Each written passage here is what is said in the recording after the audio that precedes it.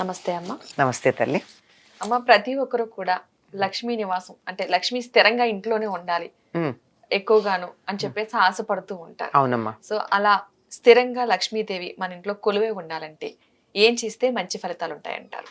ఏం చెయ్యాలి కూడా? ఎవరన్నా మన ఇంటికి రావాలంటే వాళ్ళొచ్చి ఉండేట్టుగా ఏర్పాటు చేయాలి గదమ్మా! అవునమ్మా. నేను మిమ్మల్ని మా ఇంటికి పిలిచి రండి, రండి అన్నాను. మీరొచ్చి అక్కడ కూర్చుందామంటే కుర్చీల్లో ఏవేవో సామాన్లున్నాయి.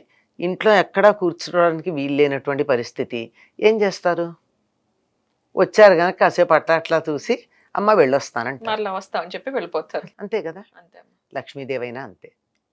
లక్ష్మీదేవి మన ఇంట్లోకి రావాలి అంటే ఆవిడ వచ్చి స్థిరంగా కూర్చోవడానికి తగినటువంటి ఏర్పాట్లు ఇంట్లో చేస్తే ఆవిడ ఉంటుంది. ఉమ్. సాధారణంగా మన వాళ్ళు ఏం చెప్తారంటే మంత్రాలు చదవండి లక్ష్మీదేవి వచ్చేస్తుందని. మంత్రాలు చదివితే వస్తుంది, రాకపోదు. ఎందుకంటే స్విచ్ వేస్తే లైట్ వెలగాలి. కానీ వైరింగ్ సరిగ్గా లేకపోతే ఏమవుతుంది? బ్లింక్ అవుతూ ఉంటది. బ్లింక్ అవుతుంది, ఆగిపోతుంది, బల్బు ఎప్పుడు వస్తా పోతుందో తెలియదు. బల్బు కూడా పోతుంది. కనుక వచ్చింది స్థిరంగా ఉండాలి అంటే వచ్చి ఉండడానికి వీలైనటువంటి వాతావరణాన్ని ఇంట్లో కల్పించాలి. ఆవిడే చెప్పింది. తాను ఎక్కడ ఉంటానో అని కొన్ని ప్రదేశాల గురించి చెప్పింది. అట్లా చెప్పినటువంటి ప్రదేశాలు ఏం చెప్పిందంటే పువ్వులు, ప్రత్యేకంగా తామర పూలు, అలాగే చంద్రుడి వెన్నెల, ఏనుగు కుంభస్థలం, ఉమ్. ఇవన్నీ చెప్తూ స్త్రీల యొక్క ముఖాన కూడా ఉంటానంది. తర్వాత పసుపు, ఇలా చాలా ఉన్నాయి ఆవిడ ఉంటానని చెప్పింది. శుభప్రదంగా మనం వాడేటటువంటి వస్తువులు పసుపు, కుంకుమ, పూలు, గంధము, ఇట్లాంటివి. వీటన్నింటినీ మనం చాలా జాగ్రత్తగా ఎక్కడ ఏది ఉండాలో అక్కడ అరేంజ్ చేసుకుంటే లక్ష్మీదేవి వచ్చి ఉంటుంది. అవి అరేంజ్ చేసుకోవడానికన్నా ముందు అక్కర్లేనివి తీసేయాలి. కొన్ని ఉంటే వాళ్ళ అక్కగారు వచ్చి కూర్చుంటుంది, జ్యేష్ఠాదేవి. అంచేత ఆవిడికి ఇష్టమైనటువంటివి ఏవున్నాయో అవి మన ఇంట్లో లేకుండా చేయగలిగినట్టయితే అమ్మయ్యా నేను రావడానికి చోటుందని ఈవిడొస్తుంది. వీళ్ళిద్దరూ ఒక చోట ఉండరు. బొమ్మ బొరుసు లాంటి వాళ్ళు. అంటే రెండూ ఒక చోటే ఉంటాయి కానీ దీన్ని అది చూడదు, దాన్ని ఇది చూడలేదు. ఇది విడితే గాని ఇది రాదు, ఇది ఉంటే ఈవిడ రాదు. ఇల్లు శుభ్రంగా ఉన్న ఇంటికే వస్తుంది. ఇంట్లో బూజులు అవి వేలాడుతూ ఉంటే, దుమ్ము కొట్టుకుపోయి ఉంటే అలా గుమ్మంలో నుంచే పారిపోతుంది. అంచేత శుచిగా ఉండాలి. ఈ శుచిగా ఉండడంలో ప్రధానంగా ఇది ప్రిన్సిపుల్ అమ్మ. కానీ దీనికి వివరణలు ఎలా ఇస్తారంటే ఇంట్లో పాచి బట్టలు, విడిచిపడేసిన బట్టలు, చిరిగిపోయినటువంటి బట్టలు, విరిగిపోయిన వస్తువులు, పనికిరాని వస్తువులు, 10 ఏళ్లకో 25 ఏళ్ల తర్వాత ఉపయోగపడతాయని దాచిపెట్టినటువంటి వాడనటువంటి వస్తువులు, ఇవన్నీ ఎక్కడ పడితే అక్కడ ఉండి వాటి నిండా దుమ్ము పేరుకుపోయి ఉంటే అసలు ఆ వైపుకు తొంగి కూడా చూడదు. అంటే దాచిపెట్టుకోవాల్సినవి లేవని అంటల్లా. కొన్ని విలువైన ఉంటాయి, బంగారం కావచ్చు, లేదా ఇంకేవైనా కావచ్చు, చాలా విలువైన ఉండొచ్చు. కానీ వాటిని చాలా భద్రంగా దుమ్ము పడకుండా వాటికి మీద కూడా బూజు ఎక్కకుండా దాచిపెట్టగలగాలి. అది విరిగిపోయినటువంటివి, చిరిగిపోయినటువంటి బట్టలు, విరిగిపోయిన వస్తువులు ఇవేవి ఉన్నా ఇది మనం ఉండాల్సిన చోటు కాదే, రాంగ్ అడ్రస్ అని వెళ్ళిపోతుంది ఆవిడ. మీరు గమనించండి, కొంతమంది ఇళ్ళకి వెడితే మనం కాసేపు వెయిట్ చేయాలి, కూర్చోండి అంటారు. వాళ్ళు సోఫాలో వేసిన బట్టలు, తడి టవల్స్, పిల్లల స్కూల్ బ్యాగులు, మన హ్యాండ్ బ్యాగులు, ఇలాంటివన్నీ కుర్చీల నిండా ఉంటాయి. అవన్నీ తీసేదాకా నిలబెడతారు. లక్ష్మీదేవి అంతసేపు నిలబడుతుందా? ఆవిడకున్న మొదటి పేరేమిటి? చెంచలాయ నమః, చపలాయ నమః. మనం ఆ అమ్మవారికి అథాంగ పూజ అని చెప్తాం. అంగ పూజ అది అర్థం కాదు, అందుకని అథాంగ అంటే కానీ అందరికి అర్థం కాదు, కానీ తప్పనిసరిగా నేను వాడుతున్నా. అది చేసేటప్పుడు మనం చేసేటటువంటి ప్రతి అవయవానికి పూజ చేసే సందర్భంలో చెప్పేటటువంటివి ఇవి. కనుక ఆవిడ చెంచల, ఎక్కువసేపు ఉండదు. ఎక్కువసేపు ఉండని తల్లిని రాంగానే కూర్చోబెట్టాలి కానీ ఆవిడ వచ్చాక సర్దుబాట్లు చూసుకుంటామంటే ఎక్కడ కుదురుతుంది? అంచేత విరిగిన అద్దాలు, పని చెయ్యనిది గడియారాలు, ఏ వస్తువు పని చేయకపోయినా, ఏది విరిగిపోయినా దానిని ఉంచకుండా ఉండాలి. అప్పుడు లక్ష్మీదేవి ఉంటుంది. శుచిగా ఉండాలి. జిడ్డోడుతూ ఉన్నా, మడ్డి కారుతూ ఉన్నా, చిరిగిపోయిన మాసిపోయిన బట్టలు కట్టుకున్న వాళ్ళ ఇంట్లో ఉన్నా ఉండదు. ఇంకోటి ఉంది, చాలా ప్రధానమైంది. ఏమిటంటే ఇంట్లో దెబ్బలాటలు, పోట్లాటలు ఉంటే ఆవిడ ఆ ప్రాంతానికి రాదు.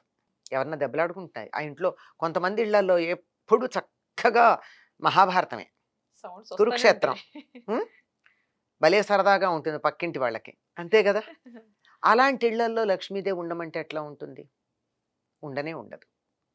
ప్రశాంతంగా ఉన్న చోట, ప్లెజెంట్‌గా ఉన్న చోట, అంటే ఆహ్లాదంగా ఉన్నటువంటి చోట, నవ్వుతూ ఉన్న చోట, 10 మంది నవ్వుతూ మాట్లాడుకుంటున్నటువంటి చోట లక్ష్మీదేవి ప్రత్యేకంగా పూజ చేయక్కర్లేదు. ఆవిడొచ్చి ఉంటుందిట. కొంతమందిని చూస్తాం కదండీ! ముఖం కళకళలాడుతోందంటాం. ఉమ్. అలా కళకళలాడుతూ ఉండేది ముఖమే కాదు, ఇల్లు కూడా ఉండాలి. అలా కళగా ఉన్న ఇంట్లోకి ఆవిడ ఓసారి తొంగి చూసి ఇక్కడ బావుందే! కొంచెంసేపు కూర్చోవచ్చు అనిపిస్తుంది. అవును. అంచేత ఇంటిని, ఒంటిని, మనసుని శుచిగా పెట్టుకోండి.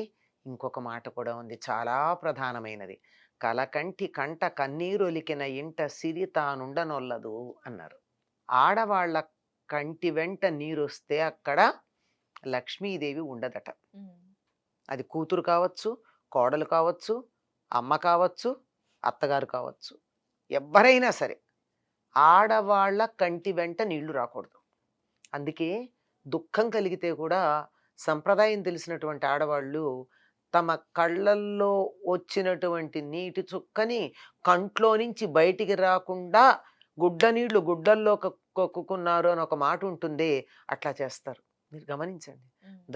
శకుంతలకి పెద్ద అవమానమే జరిగింది కదా దుష్యంతుడి సభలో. అవును.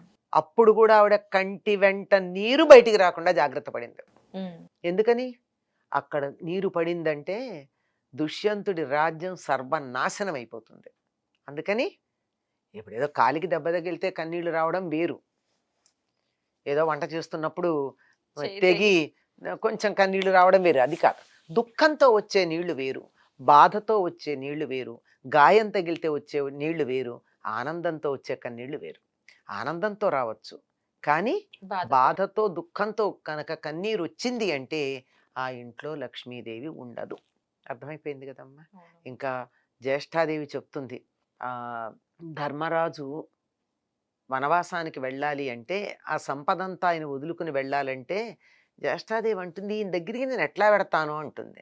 ఉమ్. చేటలో పళ్ళను చెరపడే రాజు, కట్టి విడిచిన బట్ట కట్టడే రాజు, ఆడి వదిలిన నీరు ఆడడే రాజు అని ఇవన్నీ కూడా దరిద్ర లక్షణాలు అనమాట. ఆహా. ఒకసారి కట్టుకుని వదిలిపెట్టిన బట్ట మళ్ళీ కట్టుకుంటే దరిద్రం చక్కగా మంగళహారతి ఇచ్చినట్టు వచ్చేస్తుంది. ఒకళ్ళు స్నానం చేసి వదిలిపెట్టిన నీళ్లు మళ్ళీ మనం స్నానం చేయకూడదు. ఉమ్. అందుకే ఇంట్లో పెద్దవాళ్ళు ఉంటే చెప్తారు, మనం బకెట్తో నీళ్లు స్నానం చేశాక అందులో నీళ్లు వదిలిపెట్టకు పారబోసేయమని చెప్తారు. ఒకళ్ళు స్నానం చేసి మిగిల్చిన నీళ్లతో ఇంకోళ్ళు స్నానం చేయకూడదు. ఆ ఇంట్లోకి పొరపాటున కూడా లక్ష్మీదేవి రాదు.